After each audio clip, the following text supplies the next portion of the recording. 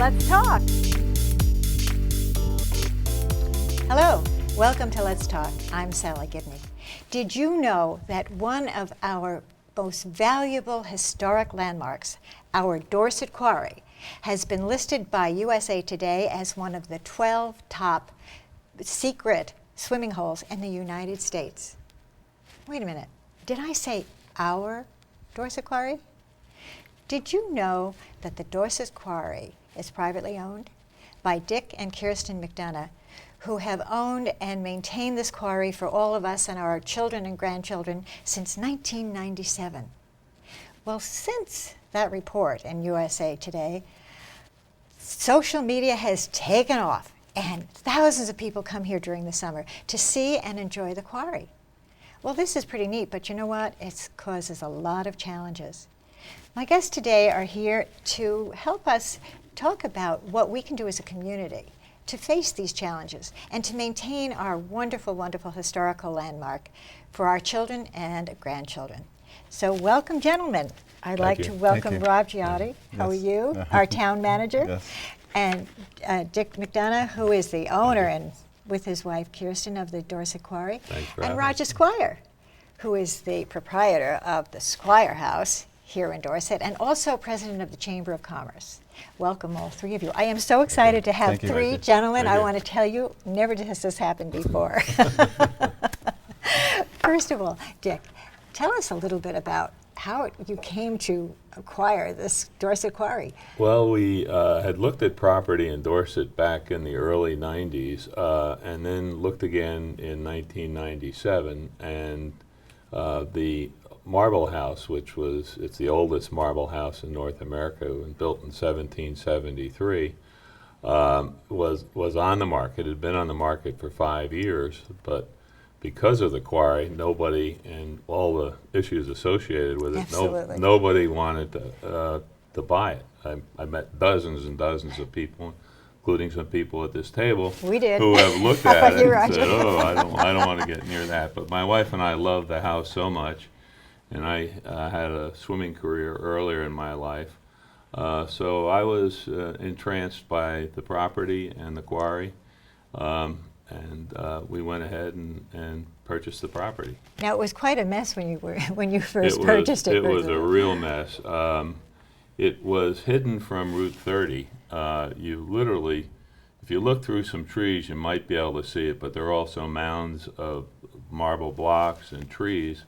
And so being secluded, there was a lot of mischief that went on. I'm sure. But you cleared it all up and made it so beautiful and attractive. Yeah, we took which the is blocks and spread them out, and we created that wall along the road. We landscaped it. We put down grass, so there's a lawn there now. And then we used some of the rocks to create a kind of a Stonehenge effect. Yeah. Which is really, really neat. And you've been maintaining it all these years, Yes. which has not been Not an sure we easy want to go challenge. there, because there's some things in the maintenance But no, literally, I picked up thousands of cans and bottles and things you don't want to know about. I'm sure. And people- you've been doing this people- over the years, and it's been. But I want to thank, because it changed considerably in the last couple of years, and I want to thank everybody at the table, as well as the schools. Long Trail and Burr & Burton have cleanup days and cover over the graffiti. Casella has provided a waste receptacle, which has really helped considerably. Absolutely. And then, very importantly, a couple of years ago, we formed an informal group called Friends of the Quarry, and so some people have taken it on themselves to assist in the trash pickup. Yeah. So it's, Which it's made is real progress. And it's really important because all of us are a part of this, so all of us are enjoying this. Roger, how long have you been in Dorset? We've been here for as long as Dick has been here, about 19 years. And what does the quarry mean to you as a resident of Dorset? Well, I think the quarry is one of Dorset's great assets. It's unique. It's more or less at the gateway to Dorset. It's a historic place. It's incredibly scenic, largely because of Dick Dick's efforts there. And it's a beautiful place to walk around, and most of the time it's pretty peaceful. And what do you see as a way that we can maintain? I know, how about the people who come to the Squire house? Do many of your guests go to the quarry? Many of them go there at our suggestion. They do. It's possible to walk around the quarry, and everyone says what a beautiful spot it is. Yeah, it really is, and I think we all totally enjoy it. I know, Dick, one of the things you said is that it gives you great joy to see families using the quarry. Yeah, particularly younger children. For them, it's a memorable experience. It's a lifetime experience. And I think they drag their parents back more than once after they've been there. I know there's people who I've spoken to who are there who've been there for generations. You know, it's like they're the third generation coming to the quarry. And you were there last weekend, and you said you spoke to some people. I spoke to about 50 or 60 people last weekend. I just went down to find out where they were visiting from and where they were staying and how long they were here. And it was interesting. They're from all over, Massachusetts, New Hampshire, Florida. And a couple of years ago, we counted license plates from 35 different states. So wow. They're coming from everywhere, really. But the thing that surprised me is when you go on weekends, you don't see very many Vermont license plates. Right, I've noticed that. But when I spoke to people, the thing that we never took into account is a lot of the people that have out-of-state license plates have a second home here. Yeah. And so about, amazingly, like 1/3 of the people that I interviewed, even though they had out-of-state plates, they're really Vermonters, and they come on a regular basis. And that's something we hadn't thought about, I think. You know, when you look at the plates, you think it's all people from out of town, but it's not. And so what are we looking to do here today? We're looking to let people know what's going on and let them know how they can be involved to help keep the quarry, because obviously you can't keep doing this forever. Right. For sure. For sure. Now, Rob, Yes. you've been in Dorset for how long? I've served as town manager for about 7.5 years. But you're a Vermonter, I grew up here, yeah. which is really cool. I think that's so neat. And we're so lucky to have you. And now, I think many of us are probably wondering, how can the town get involved in this? What can be done? So, yes, over the years, the town, I think, has worked more closely with Dick and Kirsten. We addressed some traffic and kind of parking issues that were in the general area a few years ago to, I think, great success, to the benefit of the town, the neighbors, the quarry goers. So I think there's an opportunity potentially to build on that in terms of figuring out really what the quarry means to the larger community and how they want it managed in terms of just day-to-day or year-to-year management for the quarry. So. Can I just add Absolutely. something? Because one of the most important things that's happened in the last 2 years is we've always had a sign that restricted the use of alcohol, but it was violated more than adhered to.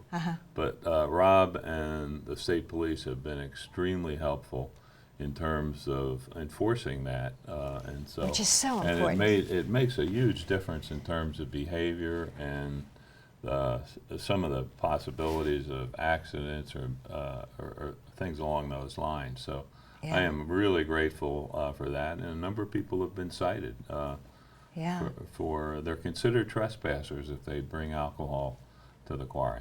Wow.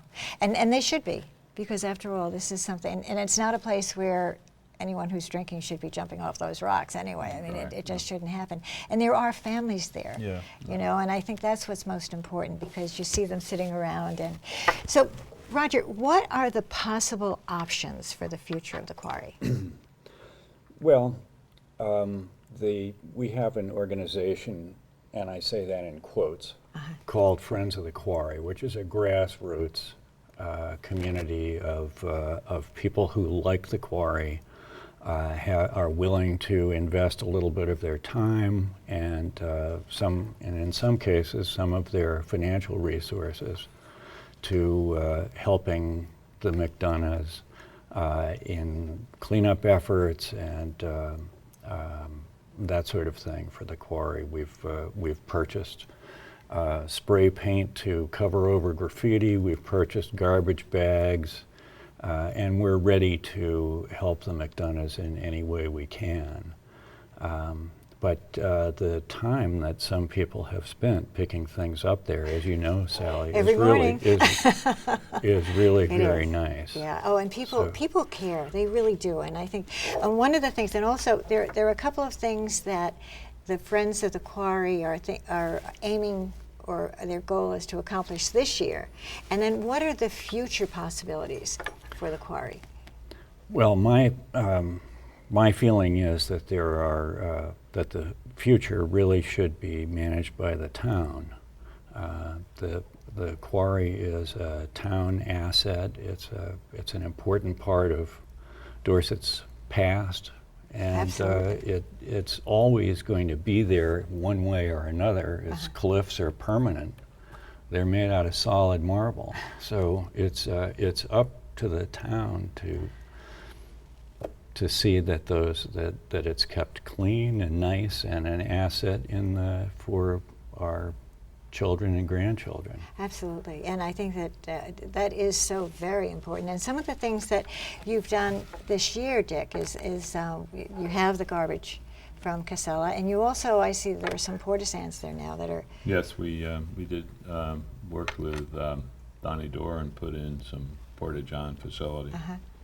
And so that's all of these things, everything that's being done like this, there's an expense to all of it. And I think it behooves all of us as a grassroots group to come together and help you with this.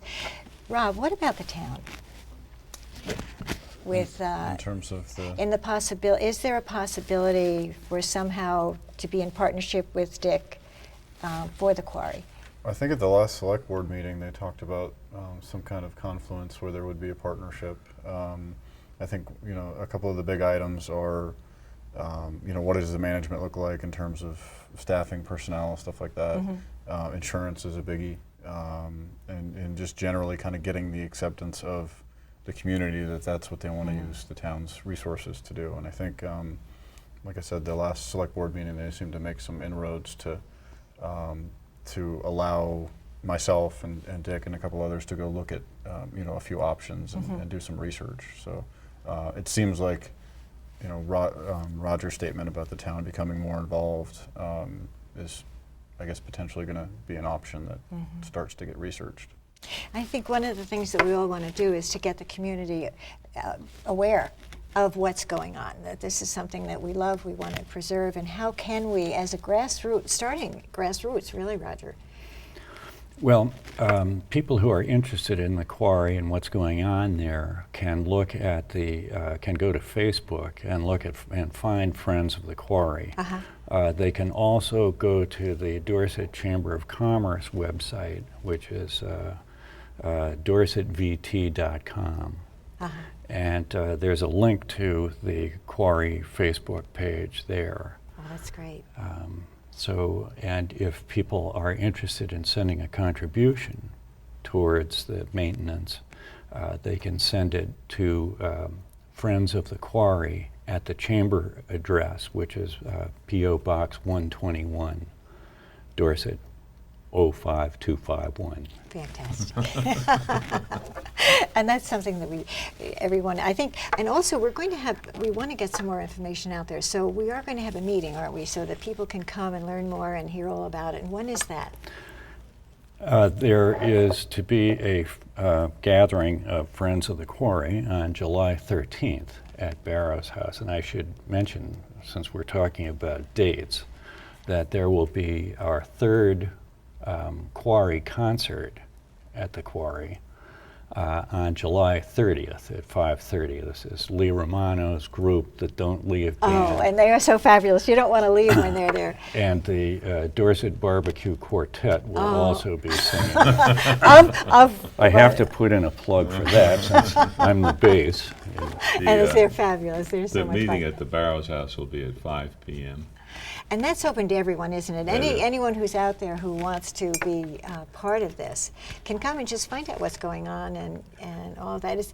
So it's really a group of people who have come together to want to preserve this wonderful, wonderful historical landmark for ourselves and our children and our grandchildren. I, for one, swim there almost every day, so I have a vested interest in this myself. Do you swim there in the winter, Sally, or just, I know. is it 6 months, 5 months? No, this year I didn't even start. Usually I start in May, but this year I didn't even start until June. It was so cold. And I'm getting older. You know, I'm really getting older. So. I don't think anybody believes that. Isn't he unbelievable? Yeah. You know, the thing is that this is so important to all of us and to everyone out in the community. But let me play the role of the Grinch here. Rob, what would happen if somehow we don't pull together and we don't make something happen, not only for this season, because this season we can get through, but we also have to look long term? Because didn't you say you were going to be here 41 years, but what happens after the 41 years? I think they've got a price on my head. I mean, they can tell I'm 41 years. I don't know. Yeah. You never know. What do you think? Well, I think Roger had stated that you know, the quarry itself is permanent. You know, in terms of it's physically there. It's not going to go anywhere, and that's always been the case. You know, in the past, it was in different states in terms of the repair and the accessibility. But you know, right now the McDonoughs have you know, opened it up because it was and smart on their part for their value of, you know, spending time at the house and then also for, you know, for neighbors and the stuff that was kind of happening behind the bushes there. So it's, you know, there's an attendance and there's a groups of people that come that are likely to continue to come, whether or not it's managed. You know, right now the management is very low key. If it wasn't managed at all, you'd have to surmise that the problems that Dick had talked about in terms of the trash and the parking and noise and safety and stuff like that would all still be there, and then it would get into the realm of starting to again affect, you know, the neighboring properties and kind of the community in general. As people drive along Route 30, they'd have to look at that. No one's going to want to live there or drive by there, I'm sure. So that would cause the town to have to react to it and you know, address some of the issues that potentially happen. And something you don't want to have to do is react. You want to plan for things and have things happen and come about in a good way, so that it is something that we can be proud of and we can embrace and we can share with other people. I think, Dick, you were saying, I was asking you, what do you see as the possibilities? Well, it's a fact. It caused me to kind of think about the options, because over the years people have given us some crazy suggestions in terms of what our options are, and people say you're stuck with it. Well, that's not really the case. There are a lot of options, and let me just go through them, worst to best case, okay? Okay. The worst case is somebody said, you ought to turn this into a landfill. Oh. Well, I don't think we want to do that. No. Another person said, you ought to fill the whole thing in and grass it over. Well, it would probably take considerable a number of years. If you know the depth of it, that's not really possible. Another option is to just get some huge pumps and pump it out. And by the way, it's one of the few quarries that still exist today. In New York, I meet people all the time say, all of ours have been closed. This is the last one. So that's what's causing people to come there to some degree. Could you just, a little side note, just where are some of the marble from the quarry? Just name a couple of the places that they are. Well, the New York Public Library is the most famous. The first 3 floors of the Plaza Hotel, Harvard Medical School, the John Hay Memorial Library at Brown University, the Bank of Montreal. In Washington? And the most amazing, well, there's 2. There's the Erie House, Erie Custom House in Erie, Pennsylvania in the 1840s, and one of Alexander Hamilton's Federal Reserve Bank in Charleston is now the Charleston City Hall. Wow. Came from Dorset. We don't know whether it was our quarry or another quarry, but we're talking Dorset. 1812. I Wow. mean, it's just That's incredible that they would take the marble and bring it all the way down to Charleston, Wow. South Carolina. My wife and I have been there, and it Absolutely is gorgeous. So, clearly so there's it's- so much historical value Yeah, here. yeah. Okay, go on with your options. Well, we could fence it off. People will We're climb not, over. we're not planning to do that. I'm just telling you You the don't- worst cases. You don't like the fence idea? A big A stockade. big fence. Stockade fence, I like that. Actually, Donald Chain- Trump volunteered to do that for us. I'm sure he would. We could sell it, and I don't know what the new buyer would do. I've actually, a couple of people said they'd be interested. I didn't really pursue it. Here's an interesting idea. We could form a recreational, a fitness and a swim club and make it members only. And if you want to go there, you become a member, and only the members could use it. I mean, we could begin to charge to park, which we haven't done. But those are all options that are kind of way out there in my view. Rob and I met with Craig Whipple, the head of Department of Parks and Recreation. The state has about 40 state parks. They know how to do this. They're interested in doing it. They wanted a lot of infrastructure built before they would consider doing it. And then finally, my preferred option would be to work with the town. And Rob and I are going to work with an organization called the Vermont River Conservancy. Has acquired over 70 properties throughout the state, mostly stream and riverfront property, and worked out arrangements with the towns. So we're going to meet with those folks, and they're going to give us some suggestions, and then the select board asks that we come back with some thoughts on a proposal. Yeah. So that's kind of where we're going. Yeah, I think that it's really. Thank you for all you've done and all you're doing, and Rob for all you're doing in the town, and of course Roger for all your input. But I think all of us feel that this is something that is so precious and really so special for our community and for our families, you know, on a personal level as well. And I think that as we can all come together as a grassroots community and participate in this, it's sort of, we're all taking a little bit of ownership here in partnership with you, and I think that's kind of what we're hoping to do. I think we're really coming down to the wire here, so can each of you just share your feelings about the quarry and what you hope to see? Let me start. Start with you, Rob.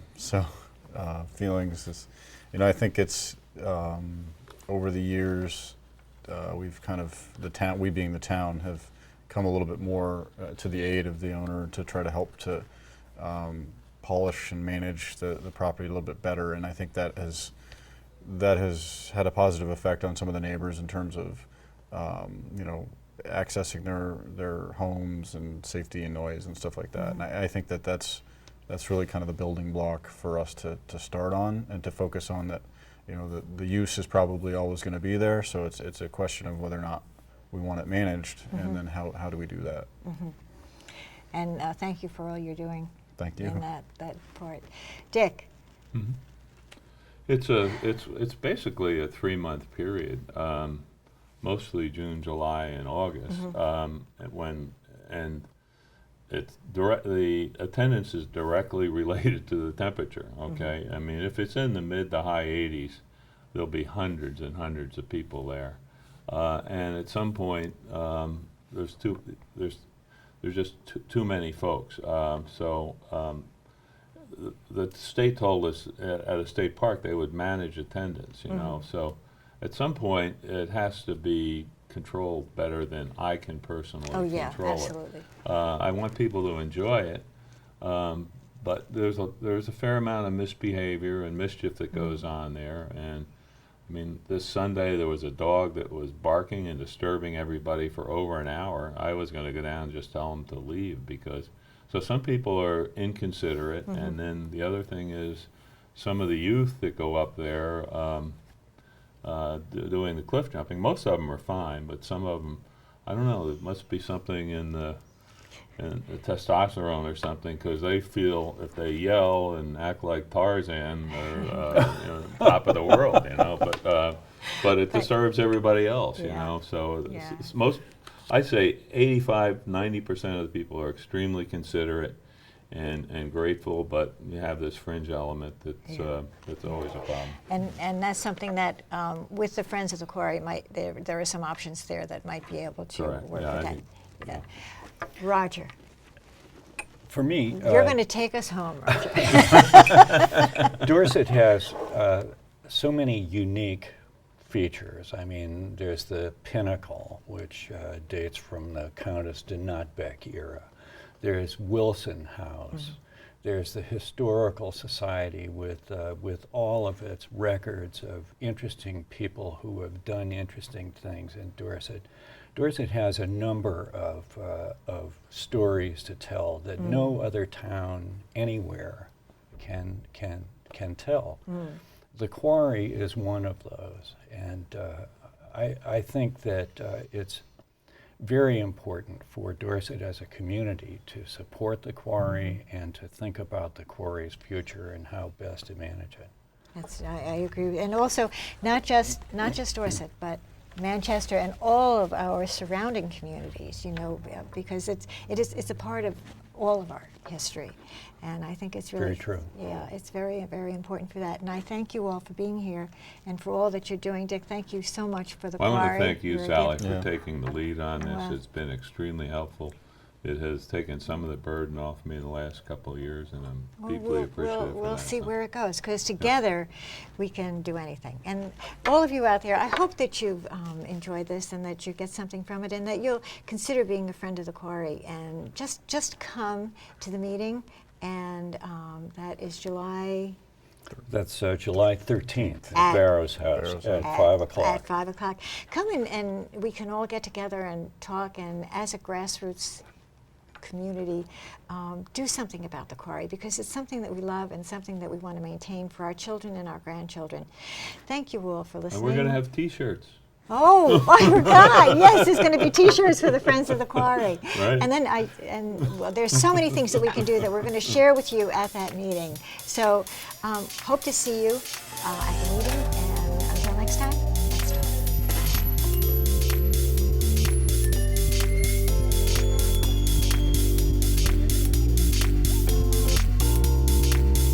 Ready? Ready. So let's talk.